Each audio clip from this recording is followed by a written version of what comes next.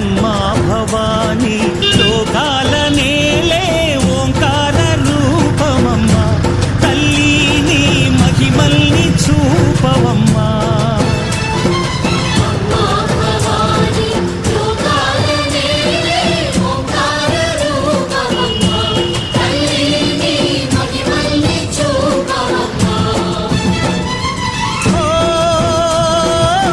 సృష్టికే దీపమా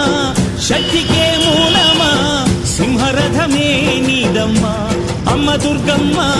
భక్తులను దీవించుమా